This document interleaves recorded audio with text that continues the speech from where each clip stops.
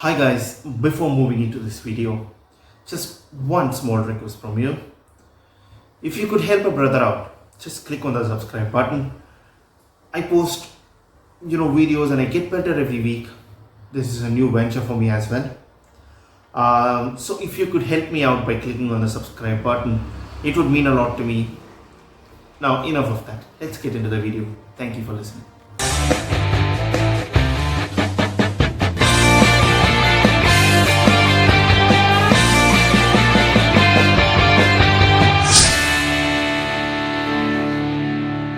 Hello, you top footballers. Welcome back to Let's Talk Football. And first of all, Leicester City, congratulations. Congratulations because you deserved it. What an amazing game it was. And let me tell you what.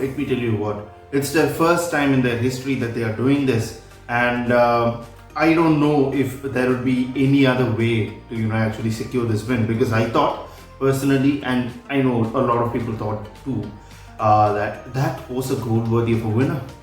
That was a goal worthy of winning the Champions League. It was such an amazing moment in Leicester City's history, and yeah, they are now a top 6 club. Officially, they are now a top 6 club because at the rate that it is going currently, they will finish in the top 6, or top 4. They have won a cup this season, the FA Cup, even though it is not of considerable amount of significance, but it's still a big achievement in the club's history because it is the first time that they are winning it in the 140 years of history for that cup. They've come close on 4 previous occasions. They've not been able to actually claim that cup, but this time they have got the cup. It is in their bag. They have now won all the domestic trophies that is possible. The Carabao Cup, back then it was the Carling Cup, and I think they won it 4 times. They won the Premier League obviously, which was a huge story in the 2015-16 season. Now they won the FA Cup as well. Leicester City are a well-run club, and I'm so happy to see them win a silverware this season ahead of Chelsea. Of course, not just because they are a bitter rival of the club that I'm supporting, but it is because Chelsea, for me, I could be wrong, but for me, that is not the performance that it put to win a cup. There was no urgency. Their midfield play was poor. And I thought Kante and Jorginho, even though they tried to play well, they couldn't make that difference. There was no creativity. It was only sideways and backwards from the midfield, and when they tried to create something, it came from either Mason Mount or from Reece James. I guess Reece James is the only player that can keep his head up and say, I gave it my all. Still, I couldn't do it. Mason Mount, for me, except for those 1 or 2 shots that he nearly scored, one went outside and out of the post, and the other one was a brilliant save by Kasper Schmeichel. Barring those 2 attempts, I think he also had a very poor game. When you take into consideration that the tactics that was formulated by Thomas Tuchel to going into this game is also playing a major factor here. He played 3 in a back, which is understandable, but he played Azpilicueta as a right wing back and Alonso as a left wing back.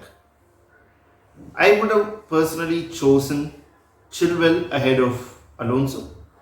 I know that Chilwell plays left back better than left wing back, but still. And I wouldn't have gone with Jorginho and Kante, to be fair, because both of them are similar kind of players. Kante is more effective.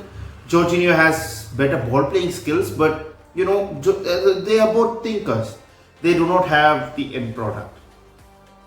And Ziyech, I thought, was very poor today, and for most of the season he's been poor. I don't know what the reason behind getting him into this team is, because they have already got such attacking talent, and Ziyech doesn't add something special. He doesn't give them something extra. Those things that he does could be, quantified as the bare minimum for this football club, and it can also be provided by Callum Hudson-Odoi, Tammy Abraham. Tammy Abraham can provide it in a different way, obviously, by scoring goals. But yeah, Callum Hudson-Odoi is more than capable of doing what he does. So I really don't understand the point of Hakim Ziyech in Chelsea. And also, why didn't you start Tammy Abraham? He is your club's top goal scorer. He could have done a better job than Timo Werner. Obviously, you could have played Timo Werner down the left or the right. You could have got more attacking. Why would you just choose this safe space of this is a very poor way of playing football, and I know that it has given you a lot of clean sheets in the past, but when you are in a cup final, you need to take the chance. You cannot play safe anymore. At least from the first half, you need to learn, and the second half, the second 45 minutes, you need to make those quick adjustments, and that is where a proven winner comes into place. I'm not saying that Brendan Rodgers is a poor winner, and I'm in no way saying that Leicester had a beautiful game. They were not at their best, but when it counted, they were able to come out on top. That one moment of brilliance got them the cup. Anyway, we move on by saying heartfelt congratulations, Brendan Rodgers and Leicester City FC. You completely deserve this time, and I hope that you finish in the top 4 because you deserve that too. Hope you don't bottle it, and hope Liverpool finish in the top 4 as well. But yeah, moving on to this other game during the night where West Ham had to face Brighton. It looks an easy fixture in the eye, but Brighton have got nothing to play for other than spoil things for teams trying to get to these European places.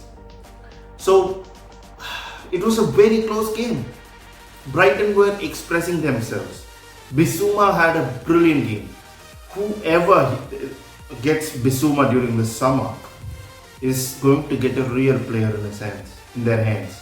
I mean, if it's Liverpool, if he goes for one, if he comes in place of Wijnaldum, I would be happy. I respect Wijnaldum for all he did for this club, but if he's going to be moving on, which I think is fair play, he's given us all that he could, and I wish him all the best for the future. And if Bissouma comes in, I wouldn't be that much worried. And also, Man United are in the race of signing Bissouma. I think if they sign him, if they have to sign a midfielder first, I think they should be figuring out what to do with the midfielders that they already have, like Fred, McTominay, Andreas Pereira. I don't know what they are going to do with them. And obviously they have Jesse Lingard as well. I think Jesse Lingard, if he moves away from Man United, I think it would be better for his career. Say West Ham, it's a very good place. He settled in quite well, and I think it could be a career progression for him. He's obviously playing well there too. And yeah, so if Manchester United are able to clear out one or two players in the midfield, and if they can incorporate Donny van der Beek and Bissouma if they get them, then I think they have serious strength in the midfield. Just imagine Pogba, if he stays, Bruno Fernandes, Donny van der Beek and Bissouma for the first team, the first 4. Alright? I guess Mata would be moving on. So you bring another replacement, or you promote a youth, and I think that is a strong midfield. And plus you have Amad Diallo coming in as well. And I don't know if anybody is going to go for Lamptey. He seems like a forgotten commodity right now. He was a big thing during the January transfer window, last transfer window, but now he's like this forgotten footballer, but he is a right back with immense potential. And if Liverpool's swap Nico Williams for Tarek Lamptey, I wouldn't be surprised at all. Like, literally, I wouldn't be surprised. Because the guy is a baller. Tarek Lamptey, and Chelsea have, in my opinion, missed out on another top right back. Top right back. Yes, West Ham have actually bottled the top 4 race. I think they dropped off from the top 4 race with that draw, a 1-1 draw. Danny Welbeck scored for Brighton. Immediately within the next 2 minutes, Saeed Ben Rama scored for West Ham. But they've still gotten their one foot in the European places. They will play the Europa League next season, which of no doubt would be amazing for that club. It is a big transition from last season for them. Congratulations to West Ham, but as a player, when you think, man, I could be in that Champions League next season, I could play in that Champions League next season, and when you drop off towards the end of the season, it can sting a bit. It can sting a bit. But then today, it is another very important game for the Reds. They are facing West Bromwich Albion. Last time it happened, it wasn't a pretty sight. Sam Allardyce likes to get one against us again. Listen, if the Liverpool of late, which is a winning machine, turns out against West Bromwich Albion, we will rampage past them. We will just annihilate them. But if it is the Liverpool of the past that we've seen this season, in the middle stages where we didn't know what we are going to do, where the top 4 is, have we gotten top 4? Are we in the race? If we have some doubts in our minds, and if we play with some doubts in our minds, I don't think we are getting past West Brom or Crystal Palace in the coming games. So we have to be utterly confident. We have to give it our all. We have to play beautiful football, and we need to finish our chances. That is the only way I see us having a chance to go into the Champions League places and play Champions League next season, because we are still expecting either Leicester or Chelsea to fail miserably. My starting 11 for today's game would be Alisson at goal, Andy Robertson, Reece Williams, Nat Phillips and Trent Alexander-Arnold, because I do not have an update on Ozan Kabak coming back to play.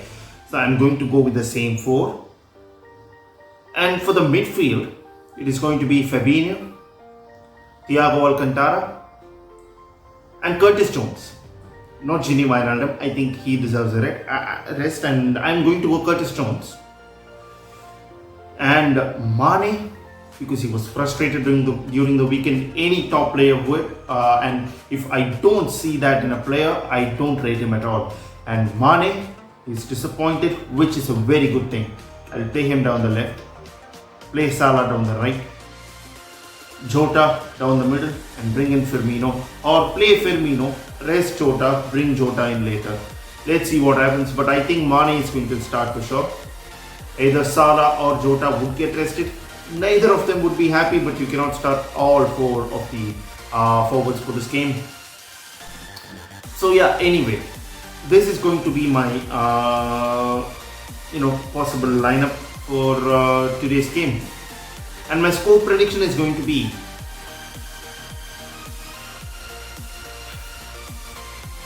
it's going to be 3-1 Liverpool. That is my prediction, because we are in a good form. We are in a good run of form, and Matheus Pereira, who I think would be an out of the equation choice for us next season. He's a good player. We will see more about him today, how he battles it out with the top opposition and all that. I think he's a very good player. He could be a nice addition instead of Gini Wijnaldum. He can play as an attacking midfielder. He's a Brazilian as well. So yeah, it could end well. It could end well, and Fabinho can actually lure him in, and it could be good. It could be good. We have Alisson Fabinho, Matheus Pereira, it could be good. All I'm saying is, watch out for that lad today. I think he will be the only goal scorer for West Bromwich Albion today, and we will get 3 goals. I'm guessing Salah 1, Mane 2. I'm going for Mane 2 because he's going to be there. He's going to score those goals. I think he will score 2 goals today. So yeah, my prediction for today's game is 3-1. That's the end of the video, lads. And if you do like the stuff that I put out in this channel, it would be of a massive help if you guys subscribe to my channel. And yes, it would mean a lot to me. And if you could hit the notification bell icon, you will know whenever I upload my next video. And yeah, thank you so much for watching this video. And until next time, I'll see you guys later. Cheers.